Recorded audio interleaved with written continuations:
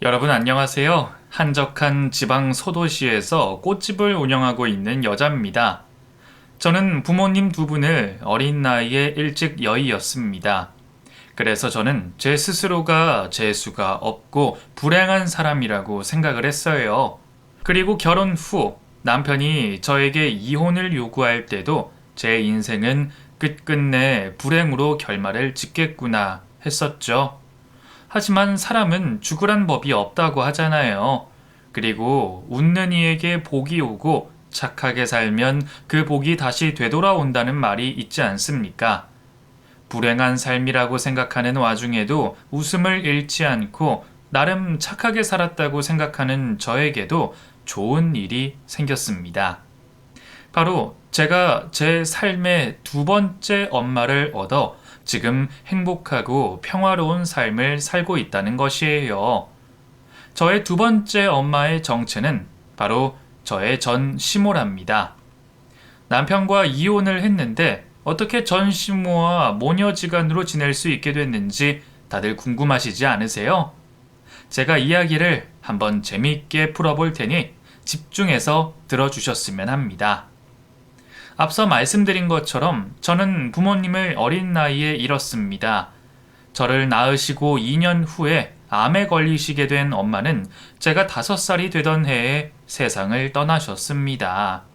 그리고 아빠는 제가 20살이 되던 해에 엄마와 같은 병으로 세상을 떠나셨고요.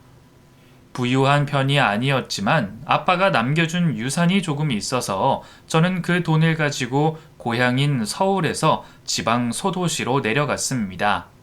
아빠가 돌아가신 후에는 한창 저 스스로를 불행한 사람이라고 생각해서 마음이 많이 힘들었었습니다. 마음의 여유가 없어서 그런지 사람 많고 복잡하고 또 많은 사건 사고들이 일어나는 서울에서 살기가 싫더라고요. 그래서 한적하고 조용한 곳으로 내려온 것이었습니다.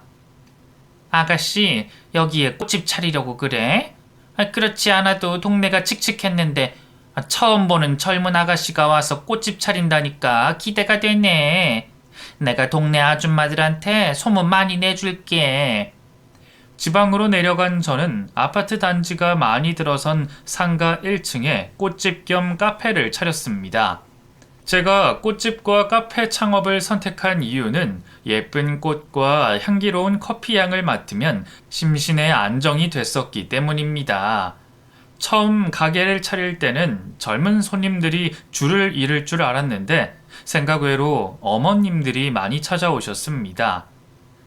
여기서 커피 마시면 꽃밭에서 마시는 것 같아서 기분이 좋아. 맛있는 커피도 마시고 공짜로 꽃도 구경하고 얼마나 좋아? 어머님들이 꽃을 좋아하셔서 그런지 꽃을 보며 커피를 마시는 것을 좋아하셨습니다. 매일같이 카페로 찾아와 수다를 떠시는 어머님들을 보며 저희 엄마가 생각나기도 하고 마음이 따뜻해져서 어머님들이 제 카페에 찾아오시는 게 저는 정말 좋았습니다. 사장 아가씨, 나 오늘 또 왔어. 그 친구들은 오늘 다 약속이 있다고 못 와서 나 혼자 왔네. 늘 먹던 커피로 한 잔 줘? 비가 오나 눈이 오나 매일같이 저희 가게에 출석 도장을 찍으시는 어머님이 한 분 계셨습니다. 그 어머님은 피부가 진주빛의 아주 단아한 분위기의 어머님이셨어요. 여사님은 저희 가게랑 가까운 곳에서 사세요? 매일 들려주셔서 감사해요, 정말. 우리 집 여기 바로 앞 5분 거리에 있어. 내가 꽃을 좋아해서 어릴 때 내 꿈이 꽃집 사장하는 거였거든. 그래서 꽃 구경하러 오는 거야. 그래도 괜찮지? 노인네 때문에 장사하는데 방해되는 게 아닌가 싶네. 아니에요. 저는 여사님들이 저희 카페 와주셔서 정말 좋고 감사드려요. 그러니까 매일매일 와주세요. 다음 날에도 어머님들이 저희 카페에 와주셨습니다. 꽃을 좋아해서 꽃집 사장님이 되고 싶다는 어머님 말씀이 계속 귀에 맴돌았던 저는 카페에 오신 어머님들께 꽃 한 송이씩을 나눠드렸습니다. 내가 어제 그 사장 아가씨한테 괜한 이야기를 했나 봐. 내가 꽃 좋아한다고 해서 이렇게 나눠주는 거야? 그러지 않아도 되는데. 우리 아들이 매일 여기서 꽃 한 송이씩 사오거든.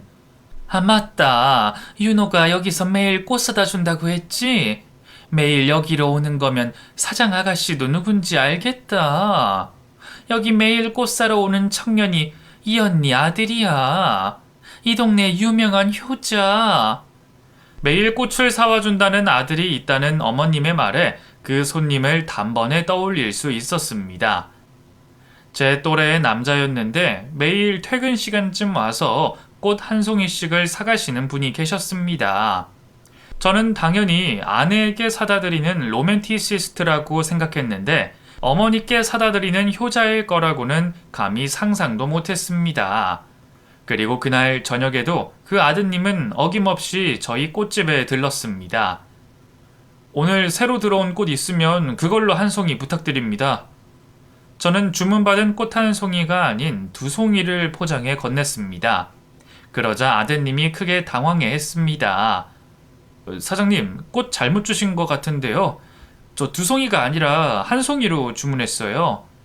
한 송이는 서비스예요. 어머님이 매일 저희 카페에 오시는 거 아세요? 오늘 어머님께서 아드님이 매일 저희 카페에서 꽃을 사다 주신다고 말씀해 주셨거든요. 어머님한테도 손님한테도 감사해서 드리는 거예요. 어머니가 말씀하셨어요? 이거 참 부끄럽네요. 감사하게 받겠습니다. 어머니가 좋아하실 것 같아요. 꽃이 이어준 인연이라고 해야 할까요? 꽃이 좋아 매일 저희 카페에 찾아오시던 어머님은 저희 시모가 됐고, 꽃을 좋아하는 어머니를 위해 저희 꽃집에서 매일 꽃 한 송이를 사가던 아드님은 저의 남편이 됐습니다. 남편과 사적인 대화를 처음 나누게 된 날부터 저희는 매일매일 많은 대화를 나눴습니다. 그리고 어느 시점부터는 커피를 마시면서 더 긴 대화를 나누기도 했습니다. 지민씨, 저 커피 한 잔 내려주실래요? 날이 추워져서 그런가 따뜻한 커피가 한 잔이 마시고 싶어졌네요. 윤호 씨는 커피 안 드시길래 안 좋아하시는 줄 알았는데 커피 말고 다른 거 드실래요?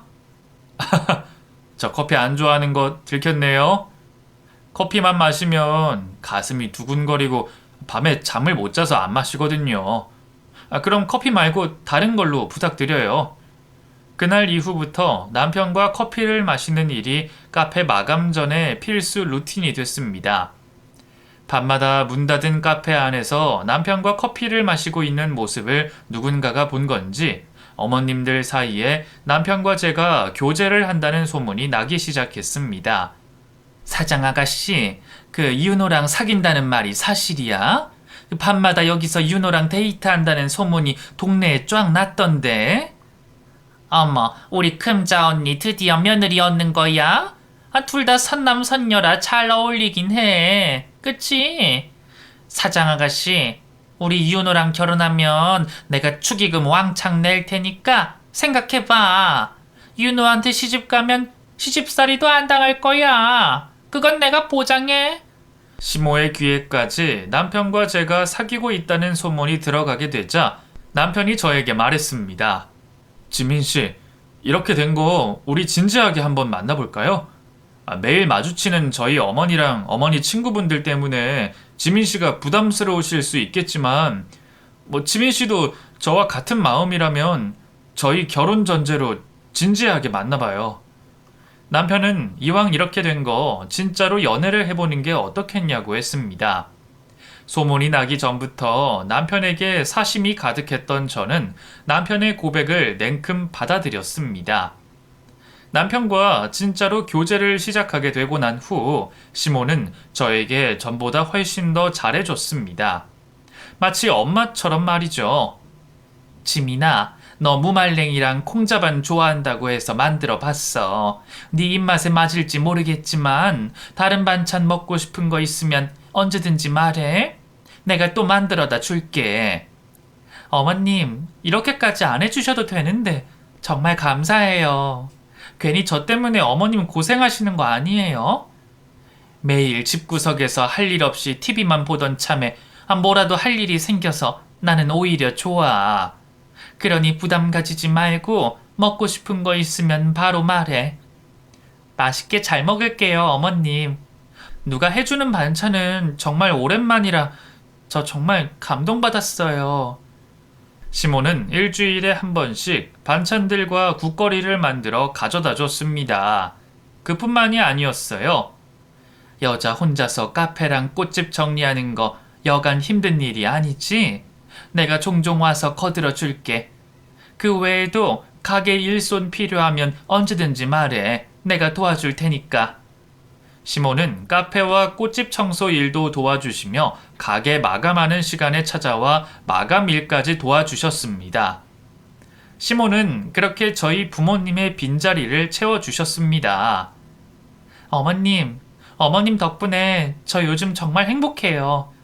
윤호 씨한테는 비밀인데 사실 저는 윤호 씨보다 어머님이 더 좋아요. 그럼 우리 윤호한테 시집 와, 지민아. 나도 우리 지민이가 내 막내딸 같고 너무 예쁘고 너무 좋아. 아줌마들이 지민이 같은 며느리 놓치지 말라고 얼마나 성화인지 모른다. 그럼 저 윤호 씨랑 결혼하면 어머님이랑 한 집에서 같이 살래요. 저 어머님이 해주시는 밥 먹고 살고 싶어요. 그래도 되죠? 남편과 연애를 하고 난 후부터는 모든 것이 속전속결이었습니다. 성격 차이 같은 것도 느끼지 못했고 금전적인 문제나 부모님의 결혼 반대 문제가 없었으니 저희가 결혼을 늦출 이유도 전혀 없었습니다. 지민 씨가 정말로 엄마한테 결혼하면 같이 살고 싶다고 했어요? 저는 아들이니까 엄마랑 같이 사는 게 편하지만 지민 씨는 그래도 며느리인데 불편하지 않겠어요? 저랑 있을 땐 괜찮으니까 지금이라도 솔직하게 말해봐요. 지민 씨만 원하면 엄마 집 근처로 집 하나 얻어볼게요. 아니에요, 윤호 씨. 저 어머님한테 같이 살고 싶다고 했던 말 진심이었어요. 윤호 씨도 어머님이랑 떨어져 살면 어머님 걱정될 거 아니에요. 그리고 저 어머님이랑 많이 친해져서 저도 윤호 씨처럼 어머님이랑 사는 게 더 편해서 그런 거예요. 저희 어머니랑 같이 살아요. 남편은 시모집 근처에 저희 신혼집을 구해보겠다고 했지만 저는 엄마의 사랑을 느낄 수 있는 시모와 같이 살고 싶었기 때문에 남편을 뜯어 말렸습니다. 윤호 씨, 저는 어머님이 돌아가신 저희 어머니의 빈자리를 채워주시는 느낌이 들어요. 그래서 어머님이랑 있으면 마치 엄마랑 같이 있는 느낌이 들고요. 그러니까 아이 낳기 전까지만이라도 어머님이랑 같이 살아요, 우리. 저의 바람대로 남편과 결혼 후 저희는 시모와 함께 살 수 있게 됐습니다. 저에게 시모는 시모가 아니라 정말 친정 엄마 같았습니다. 잔소리를 들어도 그게 좋았던 저는 시모의 잔소리도 즐기곤 했습니다. 지민아, 얼른 일어나야지. 밥은 먹고 출근을 해야 될 거 아니야. 맨날 그렇게 늦잠 잔다고 빈속으로 출근해서 커피 마시면 속 다 상해. 얼른 일어나. 어머님, 저 5분만 더 잘게요. 5분 뒤에 바로 일어날 테니까 그때 다시 깨워주세요. 아이고, 우리 지민이 아주 잠만 보구만. 알겠어. 딱 5분만 더 자는 거야. 5분 뒤에 깨우면 벌떡 일어나야 돼. 저의 신혼생활은 남편이 아니라 시모 때문에 더 행복하고 즐거웠습니다. 그리고 그런 저의 신혼생활을 더 즐겁게 만들어준 사람들이 더 있었는데 바로 남편의 사촌들이었습니다. 외동이었던 남편은 큰 집과 작은 집 사촌들과 친형제처럼 지내서 부부들끼리 일주일에 한 번은 꼭 만나서 술자리를 가졌습니다. 재수씨, 그 윤호 명절은 저희 집에서 지내는 거 아시죠? 이번 추석에 다른 데 가지 말고 저희 부모님 집으로 오세요. 저희 엄마 음식 정말 좋으니까 기대하고 오세요.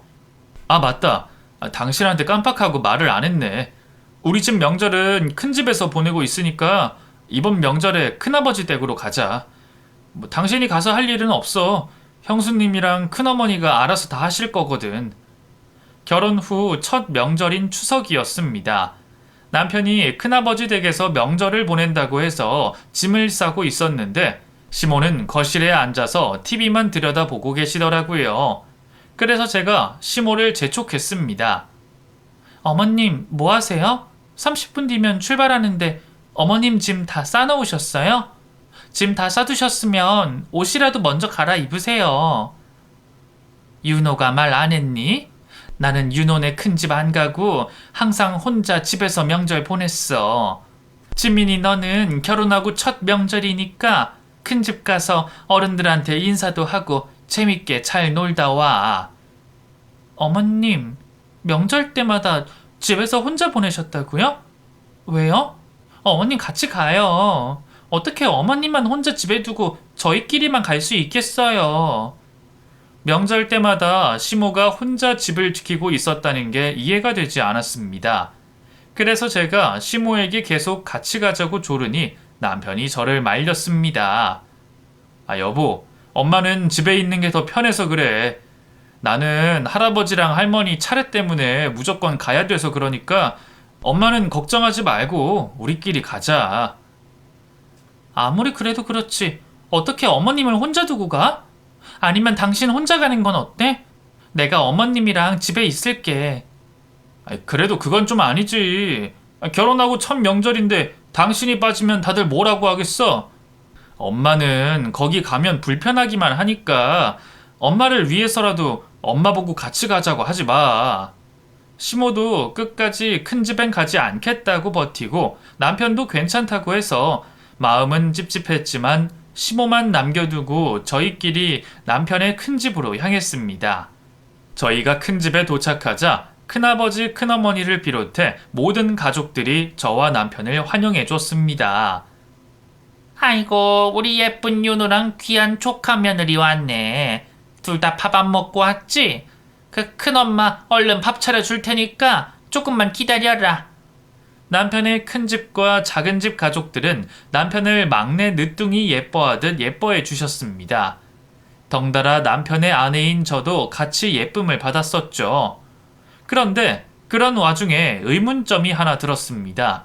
10명이 좋게 넘는 남편의 가족들 중 시모의 안부를 묻는 사람이 단 한 명도 없다는 것이었습니다. 남편도 가족들에게 시모 이야기를 꺼내지 않았었죠. 그 모습을 보고 시모를 챙겨야 할 사람은 나뿐이라는 생각이 들어 저는 주방으로 달려갔습니다. 큰어머니, 혹시 작은 반찬통 하나 있을까요? 전이 너무 맛있어서 집에 갈 때 조금 챙겨가고 싶어서요. 지민이는 삐쩍 마르고 입이 짧아 보여서 기름기 있는 음식은 안 좋아하는 줄 알았는데 전을 좋아하는구나. 잡채도 같이 챙겨줄까? 제가 먹을 게 아니라 집에 계시는 저희 어머님 좀 챙겨드리려고요. 어머님도 큰 집에 오시는 줄 알고 명절 음식을 따로 하지 말라고 했었거든요. 전을 챙겨 저희 시모에게 가져다 주려고 한다고 했더니 큰어머니가 표정을 싹 굳히시며 냉소적인 말투로 말씀하셨습니다. 지민아, 생각해보니까 너 챙겨줄 전이 없을 것 같다. 지금 있는 걸로는 여기 있는 식구들 한 끼 더 먹을 수 있을랑 말랑 하는 양이라서 안 될 것 같네. 미안하다. 너희 시어머니 먹이고 싶거든 근처에 있는 시장이나 마트 가서 전 모둠 파는 거 사서 먹여라. 시모에게 나눠줄 전이 없다고 말한 뒤 주방을 빠져나가는 큰어머니를 보며 느꼈습니다. 남편의 큰 집과 작은 집 식구들은 저희 시모를 싫어한다는 것을요. 그것을 깨닫게 된 제가 남편을 따로 불러 물었습니다. 여보, 어머님이랑 큰어머니 사이 안 좋으셔? 아까 내가 어머님 가져다 드리게 전 좀 달라고 하니까 자기들 먹어야 된다고 줄 거 없다고 딱 잘라 말씀하시더라. 눈앞에 전이 한 무더기 있는데 그렇게 말씀하시는 거 보니까 큰어머니가 우리 어머님 싫어하시는 것 같아서 말이야. 당신 큰어머니 앞에서 엄마 이야기 꺼냈어? 당신한테 말 못한 게 있는데 그 오래전에 엄마가 우리 큰어머니한테 아주 큰 잘못을 한 게 있어서 큰어머니랑 큰아버지가 엄마를 많이 안 좋아해. 그래서 엄마도 여기 안 오려고 했던 거고. 앞으로 다시는 우리 큰집 식구들 앞에서 엄마 이야기 막 꺼내지 마. 알겠지?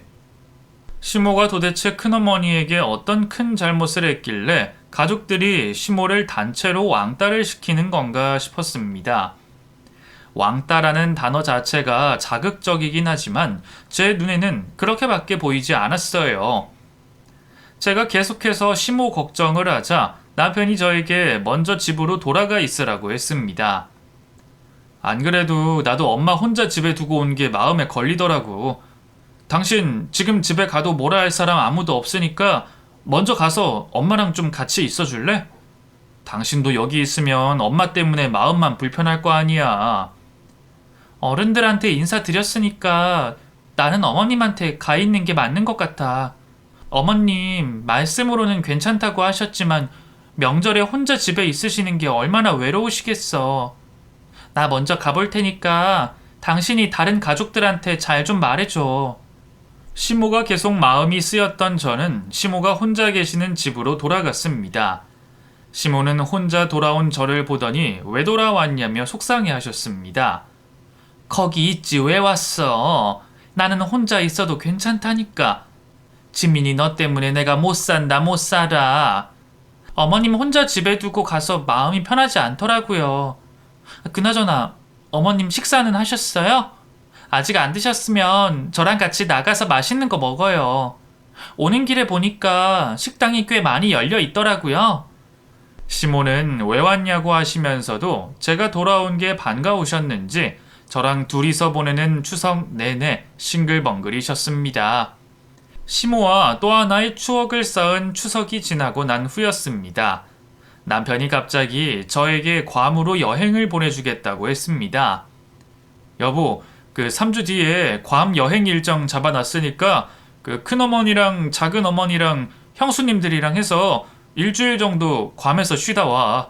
추석 기간 동안 여자들 차례 음식 준비하느라 고생했다고 남편들이 선물로 여행 보내주기로 했어. 어머님은?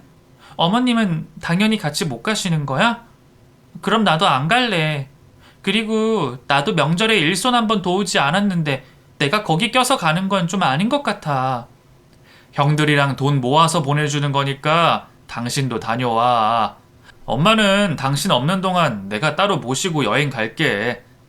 당신 최근에 따뜻한 나라로 여행 가고 싶다고 계속 그랬었잖아. 추석 연휴 때 고생한 아내들을 위해 남편의 사촌들이 돈을 모아 아내들을 괌 여행에 보내주겠다고 했습니다. 참 고마운 일이기는 하지만 또 시모만 빼놓고 가는 거라면 굳이 저까지 갈 이유가 없었기 때문에 남편에게 가지 않겠다고 했습니다. 그런데 남편은 저를 어떻게든 보내고 싶었는지 저 몰래 제 여권으로 티켓까지 발급을 받아놨습니다. 당신 티켓 취소하면 환불도 못 받으니까 그냥 다녀와. 당신만 엄마 생각하는 거 아니고 나도 엄마 생각하고 있어. 정 그렇게 마음 쓰이면 올 때 엄마 선물로 비싸고 좋은 거 하나 사들고 오든가. 공짜로 해외여행을 보내준다고 하는 건데도 어찌나 가기 싫은지 정말 울며 겨자 먹기식으로 여행에 가게 됐습니다. 집을 나서는 순간까지 제가 가기 싫다고 징징대자 시모가 말했습니다. 지민아, 나만 아니면 즐겁게 놀다 올 수 있는 여행이었을 텐데 나 때문에 네가 이렇게까지 여행 가기 싫어하니까 내가 마음이 안 좋다. 이왕 가는 거 나 신경 쓰지 말고 재밌게 놀다 와. 나는 윤호가 강원도 바다에 데리고 가준다고 했으니까 거기 가서 맛있는 거 많이 먹고 올게. 네, 어머님. 그래도 저만 가서 정말 죄송해요. 다음에 꼭 저랑 어머님이랑 괌보다 더 좋은 데로 가요. 아시겠죠? 식사 거르지 마시고 잘 지내고 계세요. 저는 남편에게 시모를 잘 부탁한다며 꼭 좋은 곳에 모시고 가서 맛있는 거 많이 사드리라고 신신당부를 하고 괌으로 여행을 떠나게 됐습니다. 처음엔 시모를 두고 혼자 여행을 가는 것 때문에 마음이 너무 안 좋았지만 막상 가서 쇼핑도 하고 수영도 하니까 언제 그랬나 싶을 정도로 놀게 되더라고요. 시모에겐 죄송했지만 오랜만에 정말 신나게 놀았습니다. 한국으로 돌아온 후 저는 바로 집으로 가지 않고 저희 꽃집의 시든 꽃을 관리하러 가게로 갔습니다. 가게 문을 열자마자 기다렸다는 듯이 시모의 친구분들이 카페 문을 열고 들어왔습니다. 지민아, 너 지금 너희 시어머니 없어진 거 알고 있니? 너 여기서 이러고 있을 때가 아니야. 어머님이 없어지셨다뇨? 그게 무슨 말씀이세요? 남편한테 그런 이야기는 못 들었는데요. 네 시어머니 그 윤호랑 강원도 놀러 갔다가 실종돼서 경찰들이 수색하고 난리도 아니었다고 하더라. 여기서 이럴 게 아니라 얼른 집에 가봐라. 시모가 실종됐다는 말을 전해 듣고부터는 제정신이 아니었던 것 같습니다. 가게 문도 제대로 잠그지 못하고 저는 집으로 달려갔어요. 집으로 가보니 남편 혼자 덩그러니 거실 소파에 앉아 있었습니다. 여보, 어머님이 실종됐다니 이게 다 무슨 소리야? 아주머니들이 잘못 알고 계시는 거지? 어머님 안에 계시지? 제 물음에도 남편은 대답을 하지 않고 멍하니 허공만 바라볼 뿐이었습니다. 결국 저는 다리에 힘이 풀려 그 자리에 주저앉아 눈물을 흘릴 수밖에 없었어요. 당신 여행 가고 이틀 뒤에 엄마랑 같이 강원도에 바다 보러 갔는데 그 아침에 눈 떠보니까 엄마가 이런 편지 한 장만 남겨두시고 사라지셨어. 엄마 잘못된 선택을 하신 것 같아. 남편이 건넨 종이에는 그리 길지 않은 시모의 마지막 유언이 적혀져 있었습니다. 윤호야, 엄마는 늘 너에게 미안했단다. 지금 엄마는 너랑 지민이에게 짐만 되는 존재인 것 같아서 견딜 수가 없구나. 지민이랑 잘 살거라. 부디 먼저 떠나는 이 어미를 용서하지 말아다오. 제 눈으로 시모가 남긴 유언을 확인해도 믿을 수가 없었습니다. 제가 아는 시모는 절대 그런 선택을 하실 분이 아니셨습니다. 시모는 제가 긍정 요정이라고 부를 정도로 긍정적이신 분이셨기 때문이었어요. 그럴 리가 없어. 어머님이 그럴 리가 없다고. 어머님은 몸도 마음도 건강하신 분이셨잖아. 여보, 그런데 그런 분이 어떻게 이런 선택을 할 수가 있어? 여보, 어머님이 사라지신 곳이 어디야? 내가 가서 찾아볼게.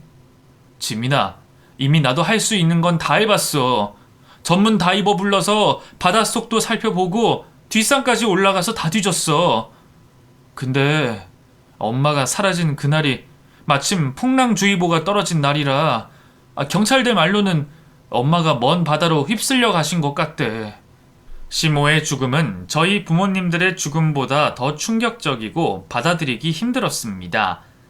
제가 시모를 찾을 때까지 장례식을 미루는 게 어떻겠냐고 했지만 아들인 남편의 결정에 따라 제가 괌에서 돌아오자마자 바로 시모의 장례식을 치렀습니다.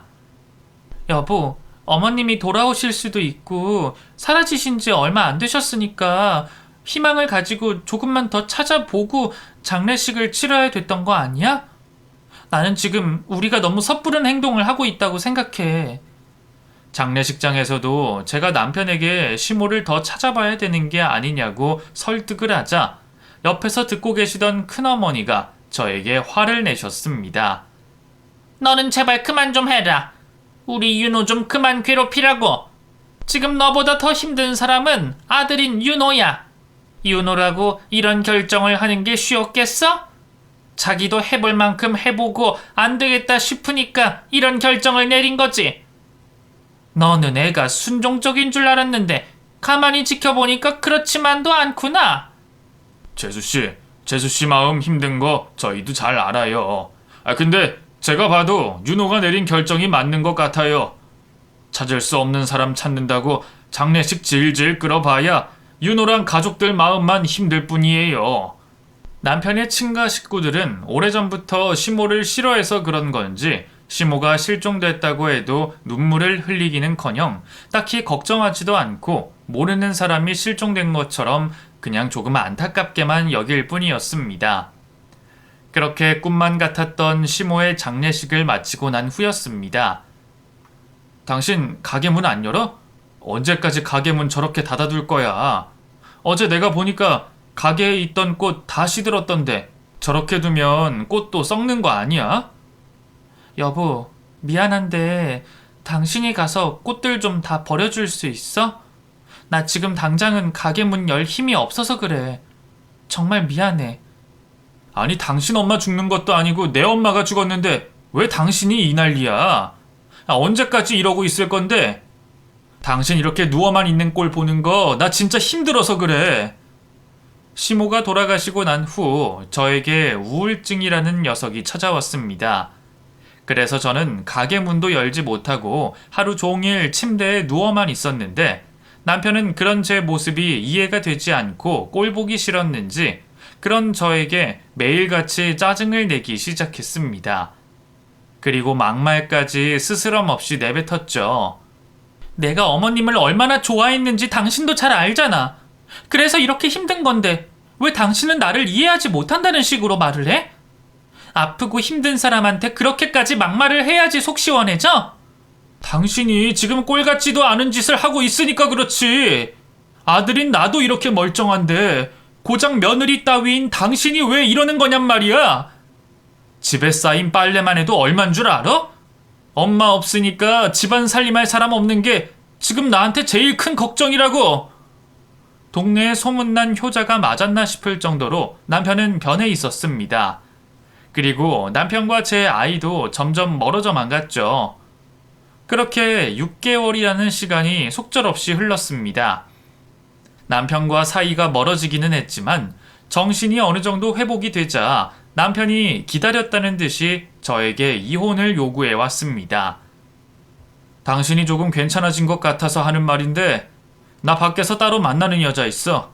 엄마 돌아가시고 나도 힘든데 자기가 더 힘들다고 집안일도 가게일도 내팽개치는 당신같이 이기적인 여자가 아니라 나를 진정으로 위로해주는 여자를 만났어. 내가 다른 여자 만나게 된 건 다 당신 때문이니까 이 상황을 순순히 받아들여. 순순히 받아들이라고? 바람 피운 사람이 뭐가 그렇게 당당해? 당신 머리에 나사가 풀려서 제정신이 나간 바람에 바람 피우는 걸 왜 내 탓을 하냐고? 그래서 뭐 어떻게 해달라고? 이혼이라도 해달라는 말이야? 우리 결혼한 지 얼마나 됐다고? 어머님 돌아가신 지 얼마나 됐다고 그래? 당신 회복되는 대로 이혼하려고 기다리고 있었어. 나는 당신이 멘탈 강하고 건강한 사람인 줄 알았는데 시어머니 죽었다고 우울증 걸리는 거 보고 정이 확 떨어졌어. 당신같이 나약한 여자랑 살다가는 나도 그렇게 될 것 같아서 겁이 나더라고. 그러니까 결론은 나랑 이혼해달라는 말이야. 당신 나가서 전셋집 구할 정도의 돈은 줄게. 깔끔하게 합의로 끝내자. 시모가 돌아가신 지 얼마나 됐다고 벌써 다른 여자가 생겨 저에게 이혼을 요구하는 남편을 보면서 정신이 번쩍 들었습니다. 계속 이렇게 살다가는 남편에게 이혼당하겠다 싶어서 저는 6개월 만에 다시 가게 문을 열었습니다. 저는 제가 다시 정신을 차리고 살면 남편이 저에게로 돌아올 거라고 믿었기 때문에 아무 일도 없었던 것처럼 일상생활로 복귀했습니다. 그렇게 또 몇 달이라는 시간이 흘렀습니다. 폭우가 억수같이 쏟아지는 날이었어요. 이렇게 비가 오면 저녁 손님은 없겠다 싶어 문을 닫으려고 하는데 누군가 급하게 카페 안으로 들어왔습니다. 지민이 맞지? 소리가 들리는 곳으로 고개를 돌리니 가게 문 앞에는 비를 쫄딱 맞은 환자복을 입고 있는 시모가 서 계셨습니다. 순간 죽은 시모가 귀신으로 나타난 건 줄 알고 놀란 제가 소리를 질렀어요. 그러자 시모가 저에게로 다가왔습니다. 지민아 나다. 네 시애미. 정신 좀 차려봐라. 저희 손을 잡는 시모의 손에서 온기가 전해지자마자 저는 제 눈앞에 있는 시모가 귀신이 아니라는 걸 그때서 알아차렸습니다. 죽은 줄로만 알았던 시모가 기적처럼 살아 돌아오신 것이었습니다. 어머님 맞으시죠? 어머님 도대체 지금까지 어디 계셨어요? 제가 어머님을 얼마나 기다렸는데요. 다들 어머님 돌아가신 줄 알고 장례식까지 치렀다고요.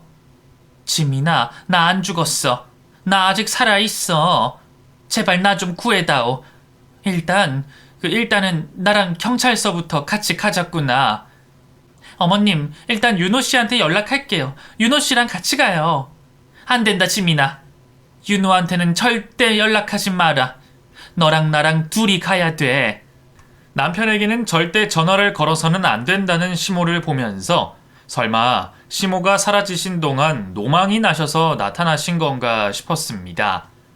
시모가 너무 불안해 하셔서 일단은 시모가 하자는 대로 남편에게 연락을 하지 않고 시모와 함께 경찰서로 향했습니다.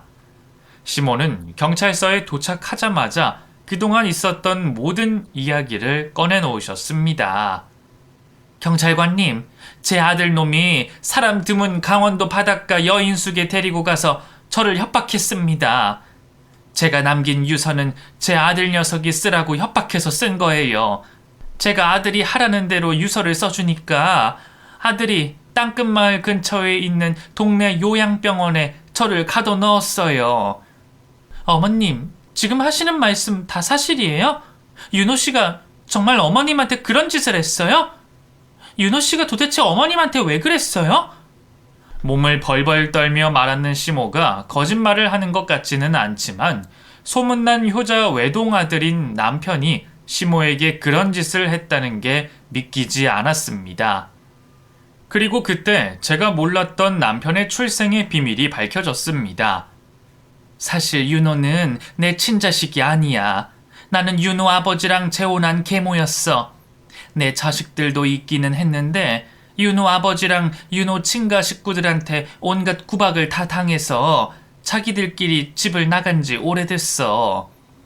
남편이 시모의 친자식이 아니라는 말에 충격을 받은 저는 아무 말도 하지 못했습니다. 절대 상상조차 하지 못한 일이었습니다. 윤호가 나한테 잘해주기 시작한 건 그리 오래되지 않았어. 우리 애들 친아버지가, 그러니까 내 첫 번째 남편이 죽을 때 재산을 나한테 넘기고 죽었거든. 사는 동안 미안했다면서 말이야. 내가 큰 금액의 유산을 받은 걸 알게 된 윤호가 그때부터 나한테 잘해주더라고. 평생 나한테 엄마라고 부르지 않던 놈이 엄마라고 부르고 같이 살자면서 우리 집까지 짐을 싸들고 들어온 거야. 어머님, 그럼 윤호 씨가 돈 때문에 어머님을 모시고 살았다는 건데 왜 그걸 아시고도 안 내쫓으셨어요? 아무도 없이 혼자 사는 게 너무 외로웠었는데 윤호가 우리 집으로 들어와서 아들 노릇 해주니 너무 행복하더라고. 비록 거짓된 행동이라고 해도 나는 윤호가 내 옆에 있어주는 게 참 고마웠어. 그렇게라도 누군가랑 같이 있고 싶었거든. 시모의 사연을 듣고 눈물을 흘리지 않을 수가 없었습니다. 제가 눈물을 보이자 시모도 그제야 눈물을 터뜨리셨습니다. 그렇게 저와 시모는 경찰서에서 한참을 껴안고 울었습니다. 남편이 시모를 요양원에 버린 것이 확인되자마자 남편은 바로 구속됐는데 수사를 하는 과정에서 알게 된 충격적인 사실이 더 있었습니다. 바로 남편이 시모를 죽은 것으로 위장했던 계획은 혼자 계획한 것이 아니라 남편의 큰 집 식구들과 작은 집 식구들과 함께 계획을 한 것이었습니다. 이 사실을 알게 된 제가 남편을 찾아가 물었습니다. 당신 어머님 죽은 걸로 위장하려고 일부러 나 괌으로 여행 보냈던 거였어? 여보, 나는 진짜 억울해. 큰아버지랑 작은아버지가 이렇게 하자고 해서 나는 시키는 대로 했을 뿐이야. 진짜야. 당신은 내 말 믿지? 당신 큰아버지랑 작은아버지는 당신이 주도한 일이고 당신이 도와주면 아버님 재산 나눠 갖게 해주겠다고 했다던데? 당신 이미 당신 가족들한테 배신당한 지 오래야. 제발 나한테만큼은 솔직하게 말해. 시모의 죽음을 위장하고 시모를 요양원으로 유기시킨 동범인 남편의 친가 가족들도 하나둘씩 구속을 당하게 되자 큰어머니가 저와 저희 시어머니를 찾아왔습니다. 동서, 이거 다 윤호가 작정하고 저지른 일이야. 윤호가 가식 떨면서 동서 모시고 사는 거 너무 힘들다고 하루라도 빨리 동서 재산 받고 싶다면서 동서가 스스로 죽은 것처럼 위장할 수 있게 도와달라고 사정을 해서 우리도 어쩔 수 없이 도와준 것뿐이라고. 큰어머니, 지금 와서 그게 다 무슨 소용이에요. 윤호 씨가 계획한 일이 범죄라는 걸 모르시고 도와주신 건 아니잖아요. 다들 이게 얼마나 큰 범죄인지 다 알고 계셨잖아요. 나는 친모도 아닌 계모를 억지로 모시고 사는 윤호가 너무 안타까워서 그랬어. 솔직히 돈이 아니면 윤호가 왜 동서를 모시고 살겠어? 내 말이 틀렸어, 동서? 큰어머니가 시모를 찾아온 이유는 구속된 가족들을 위해서 찾아온 것이었지만 남편에게서 받아야 될 돈을 받지 못해서 그게 너무 억울해서 찾아온 것이었습니다. 윤호 걔가 동서 사망 신고만 하고 나면 바로 유산 물려받고 우리한테 어느 정도 나눠준다고 했는데 막상 보니까 동서 친자식들 때문에 그렇게는 안 되더라고. 동서 친자식들 찾는 데만 한 세월 걸리고 동네 친자식들 설득시키는 데만 한 세월 걸려서 윤호가 동서 재산에는 손도 못 댔지 뭐야. 어떻게 보면 차라리 잘 됐어. 멀쩡히 살아있는 사람 죽이려고 했던 윤호는 벌 받아야 돼. 시모의 친자식 때문에 결국 시모의 재산에 손도 못 대고 있던 남편은 살아 돌아온 시모 때문에 감옥살이를 하게 됐습니다.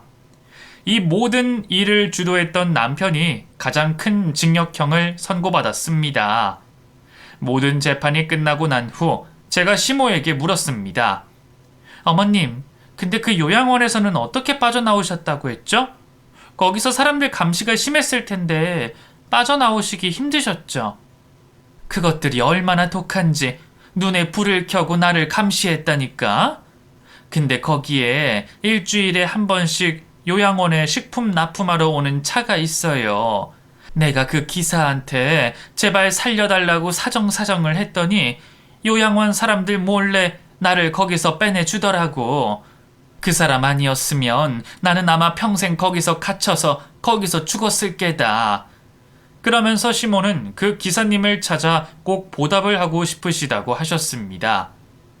그 기사 찾으면 작게나마 돈으로 보상하고 싶은데 찾을 수 있으려나 모르겠다. 나 때문에 일자리가 끊긴 건 아닌지 걱정스럽구나. 어머님, 제가 한번 찾아볼게요.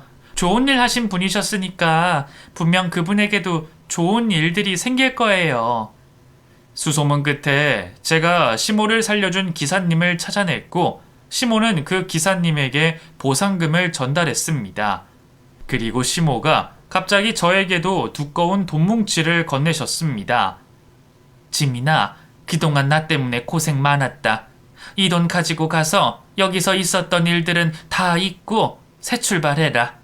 너라면 어디서든 잘 살 수 있을 게다. 어머님, 지금 저보고 떠나시라는 말씀이세요? 어머님, 저 부모님도 없고 갈 데 없는 거 어머님이 더 잘 아시잖아요. 그리고 저 아직 윤호 씨랑 이혼도 마무리 못했는걸요? 윤호도 없는 이 집에서 언제까지 나랑 같이 살 수는 없는 노릇이잖니. 이 노인네가 젊은 아가씨 발목을 잡는 것 같아서 마음이 편치 않구나. 이 돈이면 서울에서도 가게 차릴 수 있을 테니 고향으로 돌아가라.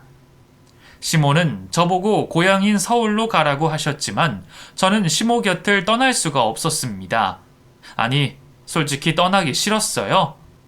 그래서 저는 시모가 건네주는 돈을 받지 않고 시모 옆에 딱 붙어 있었습니다.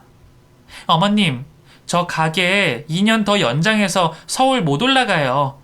2년은 꼼짝없이 여기서 살아야 되니까 어머님이 2년만 참으세요.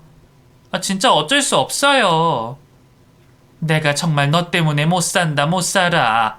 그럼 딱 2년만 더 있다가 2년 지나면 바로 나가서 살아. 알겠어? 시모는 어쩔 수 없다며 결국엔 저를 내치지 않으셨습니다. 그래서 지금 저는 남편도 없는 집에서 시모와 둘이서 함께 살고 있습니다. 그리고 남편과의 이혼 소송도 얼마 전에 끝이 났답니다. 제가 남편에게 위자료를 받게 되자 그 누구보다 시모가 기뻐하셨습니다. 그 돈이 너한테 가서 참 다행이다.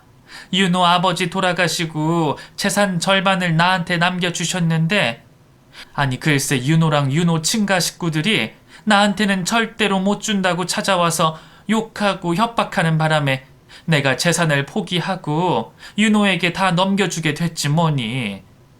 내가 여기 시집와서 구박당하고 내 새끼들 잃은 거 생각하면 그 돈을 꼭 받았어야 했는데 그땐 내가 혼자라 힘이 없어서 한 푼도 챙기지 못했었다. 그럼 이거 어머님 돈이네요.